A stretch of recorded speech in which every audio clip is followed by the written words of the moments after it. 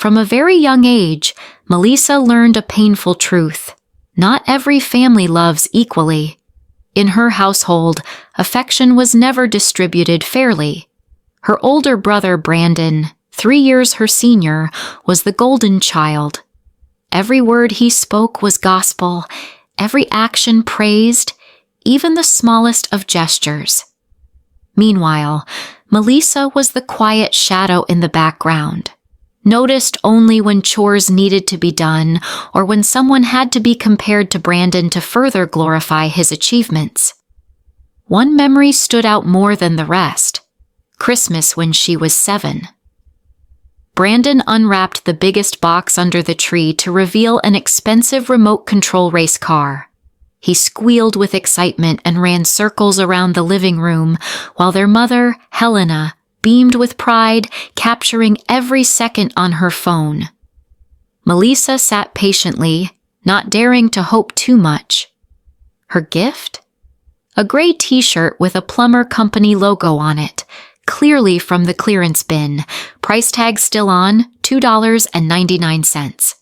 Oversized, ugly, and painfully impersonal. "You should learn to be content," her mother said with a dismissive smile. "Brandon is older.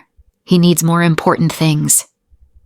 Melissa forced a grin, curling up in the corner to watch Brandon play, the screen's glow reflecting off his delighted face while she blinked away the sting behind her eyes.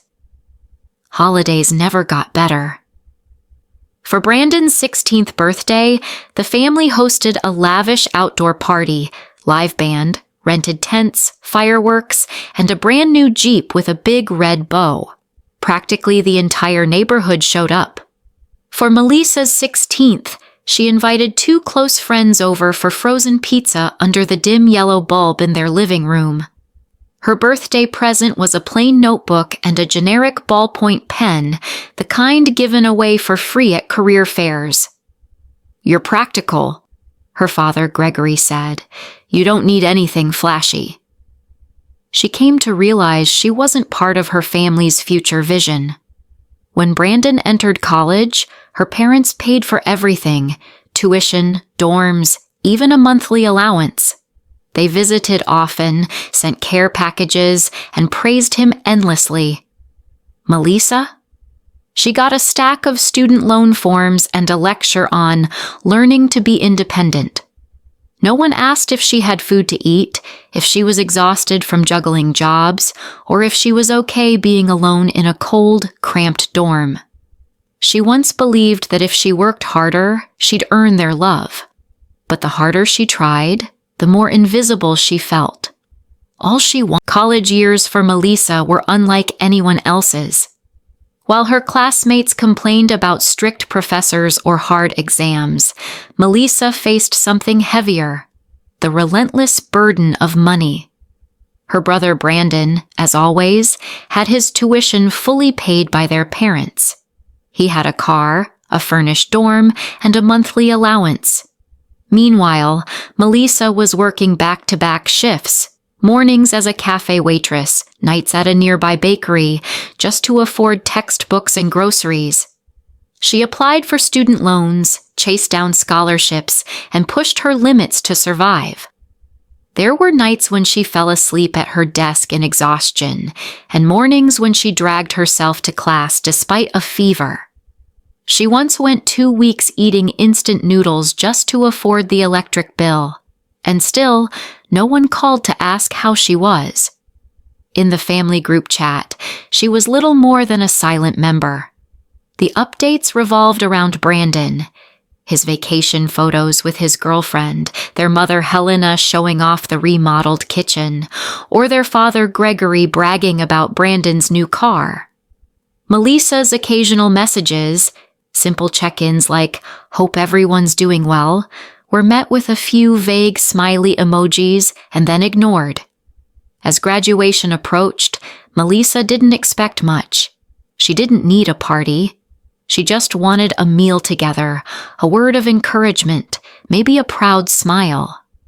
But that evening, in the dim kitchen of their home, her parents sat with takeout burgers and offered her a plain white envelope. her heart fluttered with a faint hope. Maybe it was a check, a small contribution to help pay down her mounting student debt, but inside was a $2 scratch-off lottery ticket. "For fun," her mom chirped. "Maybe you'll hit it big."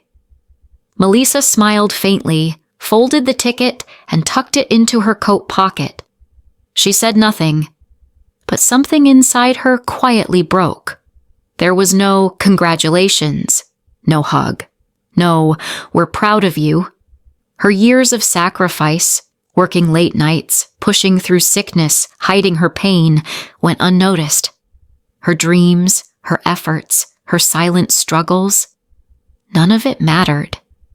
She had once believed that if she worked hard enough, they would finally see her. That one day, they'd beam with pride the way they always did for Brandon. But time had chipped away at that belief until all that remained was a hollow echo of, "You'll be fine. You always are." That night, after their small, awkward dinner, Melissa returned to her room and packed her belongings. A few old clothes, her battered laptop, her red suitcase with a broken zipper, and the lottery ticket, her family's final gesture, a gamble instead of an investment. She stepped out of the house, not just physically, but emotionally. She left behind the hope that had lived in her heart for far too long. Hope that someday she would be seen, heard, and valued. In its place, a quiet resolve began to bloom. That night, after receiving a $2 lottery ticket instead of a congratulatory gesture, Melissa quietly packed her belongings. She didn't say a word to anyone. She didn't cry. Her emotions had grown numb over the years of being overlooked. She only knew one thing. She couldn't spend another day in a house that never felt like home. Her small bedroom at the end of the hallway felt more like a waiting room than a space of belonging. The walls outside were lined with photos of Brandon, his birthdays, graduation, vacations. Hers? Maybe buried somewhere in an old drawer, faded and forgotten, or discarded without thought. Melissa packed her worn-out laptop, a few modest outfits, a pair of scuffed shoes, and a weathered notebook into her red suitcase with peeling edges. She didn't take much, just what truly belonged to her. The scratch-off ticket, bitter and symbolic, was carefully folded into a small compartment in her wallet. Not because she believed in luck, but because it reminded her of everything she was walking away from. She caught the earliest bus to downtown Cleveland, where she had secured a tiny studio apartment, a room barely big enough for a single bed, a wooden desk, and a rattling electric stove. Her entire savings from years of part-time work had gone into the deposit. The space was modest, but for the first time in her life, it was hers.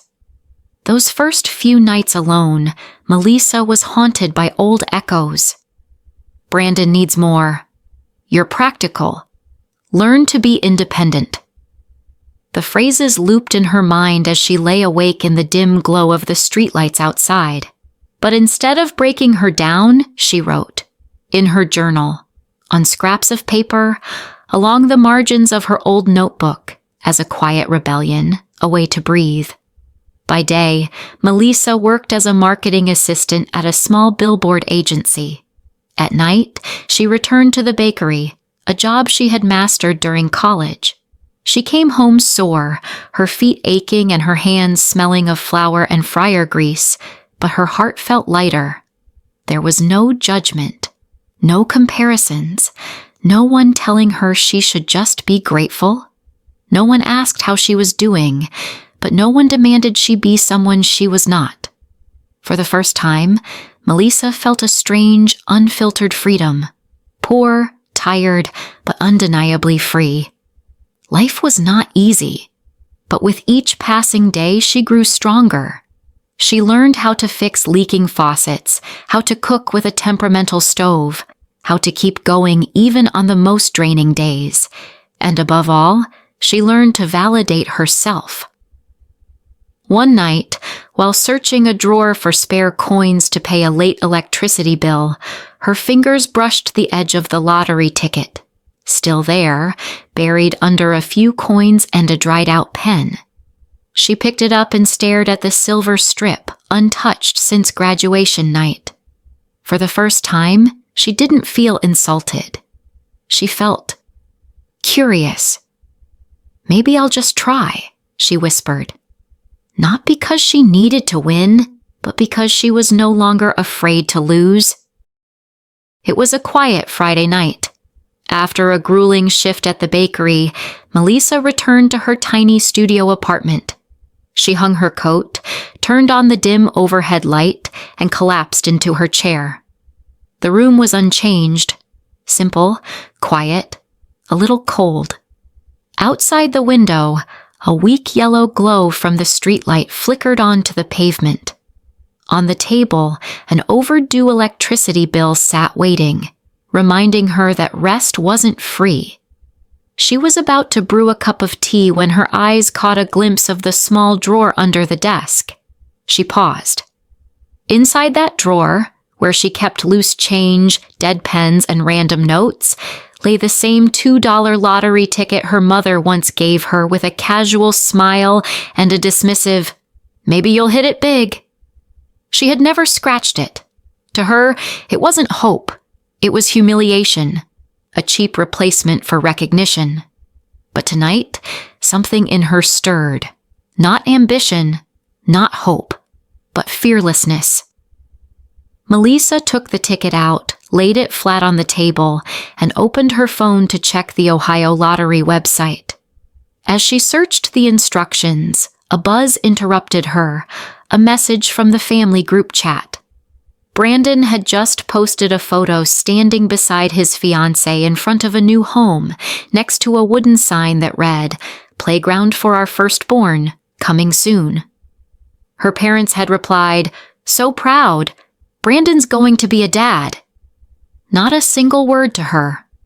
Melissa gave a small laugh. Not bitter this time, just calm, as if she finally saw things clearly. She set her phone aside, grabbed a coin, and gently scratched the silver coating from the ticket.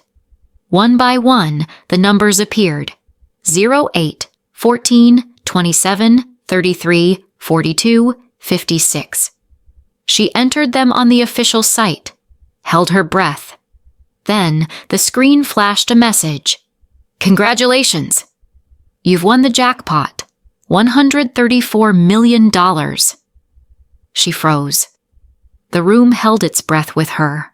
Her heart pounded so hard she placed a hand on her chest just to steady herself. She didn't scream, didn't jump up and down. She just sat, hands trembling, staring at the result. Again and again. It was real. She, Melissa, the daughter who was told she didn't need much, had just won a fortune. No one knew. No one who ever asked, "Are you okay?" would know she had just turned a page in her life. That night, instead of calling anyone, she opened her laptop and typed, "What to do when you win a big lottery?" The first article said, "Don't tell anyone. Find a trustworthy financial advisor." She noted a few names. Eventually, she chose Carla Whitmore, a financial expert with over 20 years of experience, whose office was in a sleek glass building downtown. Melissa was so nervous she nearly canceled the appointment. But she went anyway, wearing her plainest dress, hair tied back, arriving 15 minutes early. Carla welcomed her with warm eyes and peppermint tea. After receiving the first deposit from the lottery winnings, Melissa didn't rush to buy a mansion or a sports car. She didn't splurge on designer clothes or throw a celebration. Instead, she quietly began constructing a new life, the kind she once dreamed of but never believed she deserved. Her first step was paying off all her student loans that had haunted her for years. Then she cleared every credit card balance, closed old debt accounts, and wrote handwritten letters of gratitude to 2 former professors who had supported her during the hardest moments. No public declarations. Just a quiet message. I never forgot the people who were kind to me. She moved out of her tiny studio, her first shelter after leaving home, and into a cozy 1-story house in the suburbs. A place with a lavender-lined backyard and maple trees that turned bright red in the fall. Not flashy, not oversized, but warm, quiet, and hers. The car she chose was a hybrid gray Lexus, elegant and understated. All documents were registered under the company Carla had helped her form. No one, not even her family, could trace her new life. Though she no longer needed a paycheck, Melissa kept her daytime marketing job for a few more weeks. Not for the money, but because she needed time to adjust to this new version of herself.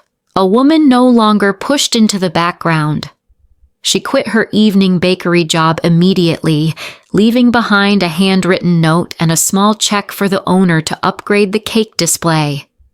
But what surprised her most wasn't the freedom. It was the peace. Every morning, she brewed coffee in her sunlit kitchen, sat on the porch, and listened to sparrows in the trees.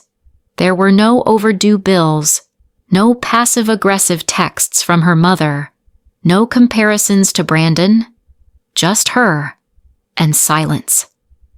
The lottery ticket that had once symbolized insult now hung framed beside her desk. Not as a trophy, but as a reminder that sometimes what changes your life isn't luck. It's the moment you start believing you're worthy. Melissa began to write. Not for income, because she wanted to. Children's stories, simple and full of hope. Tales of small, brave characters and dreams dismissed, but never truly extinguished. Words flowed from her heart, not to be praised, but to heal. On weekends, she joined watercolor painting classes at a local studio. On rainy days, she curled up in her warmly lit living room, reading books, listening to classical music, and feeling at last alive. Truly alive. No more social media, no more photos, no status updates. She stepped away from the noise of the world to finally hear her own voice. And in that stillness, for the first time, she felt whole. Life flowed peacefully for Melissa, like a gentle stream after a storm. Quiet, humble, and simple. No one, aside from her financial advisor and a few close acquaintances, knew about the fortune she had acquired. She lived simply, writing children's stories, attending weekend art classes, and taking occasional retreats for inspiration. Everything was under control, until the smallest detail cracked her secrecy. One afternoon, a photo appeared in the Edgewood neighborhood group chat. A neighbor had posted a snapshot of a new gray Lexus parked in front of a freshly built home with a mailbox labeled M. King. The caption read jokingly, "Mysterious new rich neighbor? Free coffee for anyone who guesses what she does." Melissa had no idea how far that post would travel until a message came from Chloe, her college friend. "Melissa, do you live in Edgewood? I just saw your photo in the neighborhood group. Is that your house?" Her stomach sank. Chloe didn't press further, but Melissa knew the inevitable was coming. 2 days later, her mother messaged her, then her father, then Brandon. The first message from her mom stunned her. "You moved? Why didn't you tell us? I think I saw a photo of you somewhere. Miss you." Then came more, sweet, yet vague. "Come home for dinner. I'm making your favorite stew. No matter where you go, family is family. Let's meet, just to catch up, nothing more." Melissa said nothing, but she didn't block them either. She wanted to see how far they'd go now that they suspected she had something. 2 weeks later, her phone rang. Brandon. "Melissa," he began, voice overly cheerful. "Mom's been really upset you haven't reached out. She cried last night." Then he shifted tones. "Oh, by the way, Haley and I are getting married. The wedding's this spring. The whole family's excited." She listened quietly. "We're all having dinner this Sunday at the old house. Come join us? Just for fun. I mean, we're still family, right?" She agreed. Not because she missed them, but because she needed to see what they really wanted. And more importantly, she needed closure. That Sunday evening, Melissa drove to the house she once believed would love her back if she tried hard enough. But this time, she wasn't that girl anymore. Her mother hugged her, too tightly, then turned away without another word. Her father nodded, distant. Brandon slapped her back like they were long-lost buddies. Dinner was exactly what she expected. All about Brandon and Haley. Wedding dresses, garden decorations, garage expansion. Then came dessert. Her mom gently tapped her spoon against the glass and looked straight at her. "Brandon and Haley want their dream wedding, and we'd like to expand the garage. We know you've been doing well, so maybe you could help. Just a little. Around $100,000. She placed her glass down, steady. "Family?" she asked. "Where was family when I worked 2 jobs to survive? When I fainted from hunger in college? When I needed someone?" Silence. "I used to wish to be part of this family, but not anymore. And if Brandon needs a new garage," she turned to him and smiled, "then no one's stopping you from working harder. Isn't that what Mom always told me?" She stood, picked up her purse, and walked out, leaving behind a house and a version of herself that no longer existed. That night, after leaving the old family house behind, with its sweet words and veiled demands, Melissa drove home in silence. No music, no podcast, just the hum of tires on the road and the cool wind slipping through the cracked window. In the rearview mirror, the faded yellow light of that house blurred and disappeared. She didn't look back. She didn't hesitate. She didn't mourn. When she got home, she slipped off her shoes, set her bag down, and sat quietly in her favorite chair by the window. The warm light spilled across the wooden floor. She could hear her heartbeat, but it wasn't loneliness. It was relief.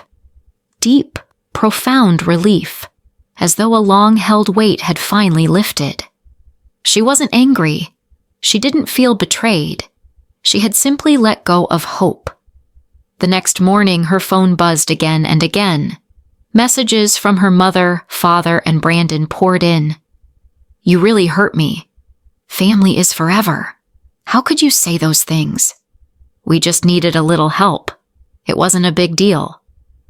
Melissa read them all, then calmly locked her phone away in a drawer. No bitterness, but no room left to entertain explanations. For years, she had believed, if I just work harder, stay quiet, be the good one day they'll love me like they love Brandon. But the truth was clear now. Love doesn't come from effort. It comes from being seen. She had been the child who caused no trouble, asked for little, and endured everything. And for that, she was forgotten, overlooked, undervalued. Now, for the first time, she didn't need to be seen to know her worth. Her silence had become the strongest refusal she had ever given. She didn't yell. She didn't explain. She simply walked away without looking back, and that spoke volumes. Melissa returned to her peaceful routines. Morning coffee, storytelling, watercolor painting, quiet evenings by the window. No online updates, no proving, no performing. And yet, every step she took said one thing: I matter, even if no one tells me so. One afternoon, As she stood in line at her favorite bakery, a voice called out behind her, "Melissa?" She turned. Brandon. He wore a gray plaid shirt, his face more tired than she remembered. His eyes didn't shine with old confidence. Instead, there was hesitation. "Didn't expect to see you here." "Yeah," she replied softly. "Not cold, not warm, just calm." "You live nearby?" "I do." Silence settled. Then Brandon spoke again, voice lower. "Sometimes I think life just isn't fair." Melissa looked him in the eyes. "I agree, but I've learned how to make it fair. For me." Brandon didn't reply. He didn't argue. Perhaps finally he understood. She wasn't the girl who sat quietly at the dinner table anymore, smiling through After that final encounter with Brandon, Melissa returned home with nothing but calm in her heart. No lingering anger, no disappointment, no expectation. Her life now, though far from the glamorous images most associate with lottery winners, was rich in something far more valuable: true freedom. Not the kind of freedom money buys, but the freedom to live authentically, free from judgment and no longer needing anyone's approval. Each of her days began with a quiet coffee, a few pages from a favorite book, or a handful of lines in her latest manuscript. Her stories still revolved around small, resilient characters, maybe a shy little hedgehog, a girl no one listened to, or a misunderstood shark. In every tale, Melissa wove pieces of herself, tender, vulnerable, and now, finally, whole. With Carla's guidance, she began investing in small educational startups, a children's book publisher, and a scholarship fund named simply Melissa Hope.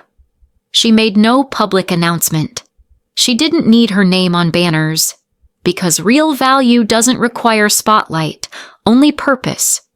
On weekends, she often visited a cozy cafe tucked inside a local bookstore. The owner always saved her favorite spot, a wooden table by the window where she could write while watching kids laugh and play outside. Occasionally, one of them would recognize her name on a book cover, their faces lighting up. A simple, genuine compliment from a child warmed her more than all the empty praise she used to crave. She came to understand that maturity isn't about what you achieve. It's about what you let go of. Letting go of the need to be understood. Letting go of the urge to prove yourself. Letting go of the bitterness that once consumed her. Melissa no longer checked her phone each morning for messages from her family, not out of hate, but because she had forgiven them and moved on without needing them. One quiet autumn afternoon, while watering her lavender plants, she noticed a plain white envelope on her doorstep. No name, no return address,